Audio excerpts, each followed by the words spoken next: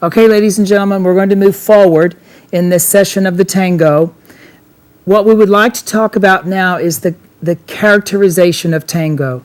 Tango is a dance all to itself. We have other dances that have similarities, the rotation and the swinging action to the waltz and the foxtrot, the elegance of the rotation and the softness of waltz and Viennese waltz.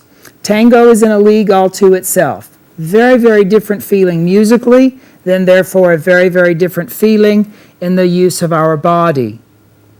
In music, there is an action that is written that's called staccato. To the musician, this means to heavily accent.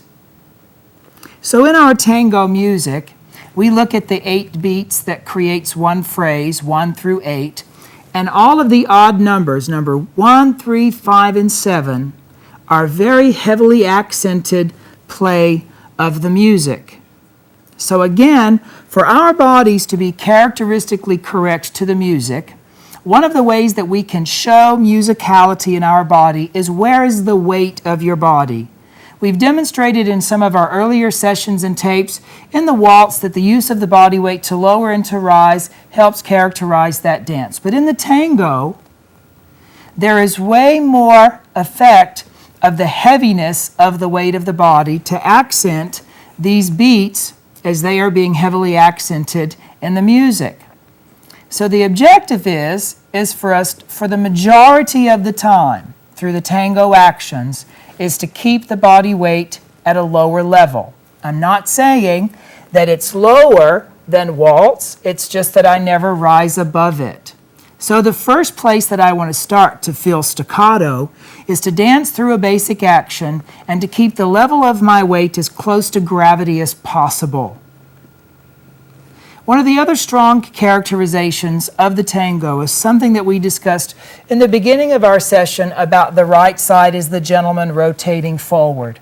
We have this sort of cat-like effect that we're searching for our prey, feeling as we dance. Tango music is very romantic, it's very, very sexy, but it's also very dramatic. And so the position that we set up as far as the right side coming forward, keeping the body weight dropped down, creates this effect of a heaviness of the look of our body. So Olga and I are going to demonstrate for you just a tango basic, and what I want you to be the most aware of is first the level of which that we place our body weight to the gravity. There is no rule that says how low that you are to go. You have to find a comfort range in your own body that feels natural for you. And also a lot of it would have to do with the speed of the music and the speed of the step that you're getting ready to dance as to how low that you would go. But for your basic action, we want to establish a very comfortable level of the drop of the weight, which gives us great leverage to use our body weight into our legs. Is that for every walk that I take, remain at this constant level.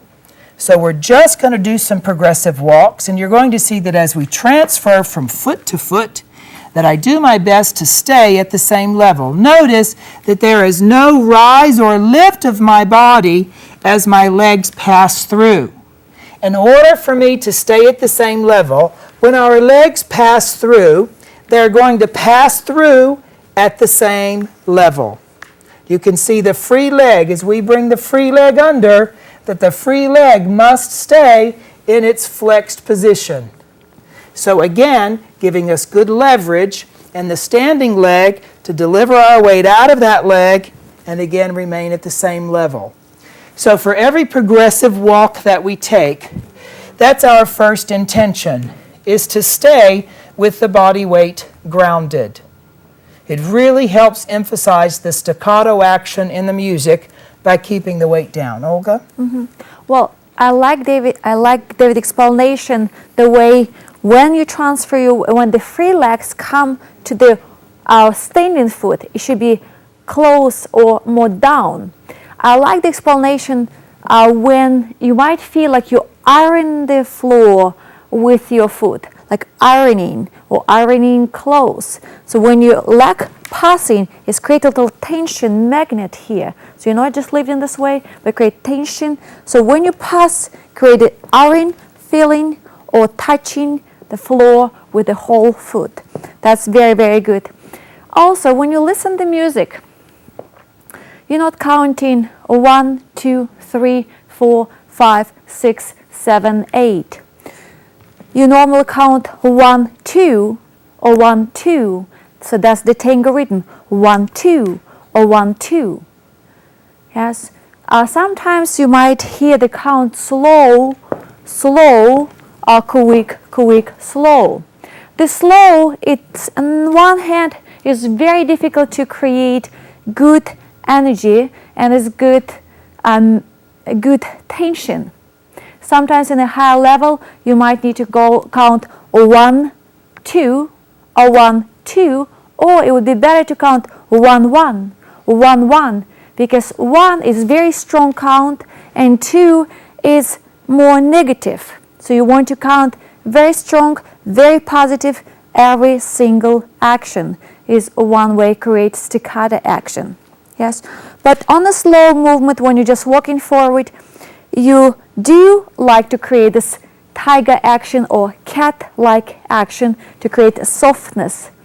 And the slower you dance, the quickness, it will be happen as well. So you can do slow action very slowly, and quick action you can create even faster, which is create good character or contrast between 1 and 2. So to elaborate even further on what she's talking about as far as the musicality goes, what would be very crucial, I think, for the gentleman to be aware of is the in-between or the division point of the movement. To whereas I actually strike the floor on the beginning of beat 1, what I want you to see, gentlemen, is that my body weight from my shoulders to my hips are still right at this point in between my feet. I'm trying to create this staccato action, and the fault that I see a lot of times is the guy literally attacks the walk and throws his body weight down over the top of that foot because he's wanting to attack and strike and create the emphasis of body speed. But to create body speed is not to destroy the balance and the control of the body line. So our limitations to any action is to still allow us to stay in a good posture and poise and hold, to stay in good control and good balance of the action. So the second beat, the almost negative part that Olga was talking about, is simply going to occur at this point with the rest of my body weight traveling to the foot. But the actual downbeat, the strike that the musician is going to make on the initial note, that is the walk. That's the staccato action. So we have to be very careful that we don't go beyond the point and hit that with the upper body weight. Because you could see my hips have pulled back. The unfortunate thing is that if I was in the closed hold, my energy of my upper body would knock her upper body backwards. So we've lost the poise, we've lost the body line, we've lost the musicality. The list could go on and on and on. So to again take this walk, we create a nice dropping action of the body weight. The right side of the body's forward for the man. And I'm going to work out of my standing leg. I'm going to work the base of my gluteus maximus muscles here, and I'm going to work my weight out of that foot and find the in-between position, and then continue to move my weight through to get connected, and then I reverse that process. So there's the cat-like sort of feeling. If you'll look at as we've gone on to the second walk, you sort of feel this angular cut of the body. We are not square and flat at each other because this rotation of the forward part of the right side of my body is constantly leading. So this allows us to constantly feel as though we're somewhat in this cat-like searching for our prey position as I continue to take through my walk. But you can see that every time that we place the leg, that the division of our legs, front to back, with the shoulder, the head weight, and the hip weight resting right in the middle. One other thing that I'd like to talk about, which that sometimes you may run across, is a flicking action to help to create this staccato action. You may see a lot of dancers take from the knee to the foot and somewhat flick that foot out. That could be something that you could eventually establish to just help define the actions that you're doing. but deal with the major principles first. Keep the body weight dropped down, right side forward, good division of weight, and your tango basic walk can be characterized beautifully. It's not a matter of what steps you're doing, it's a matter of how you look doing what you're doing. And to characterize this basic progressive walk is the essential point to being a good tango dancer. Anything you'd like to add to that? Do you want to talk about head position, any quickness?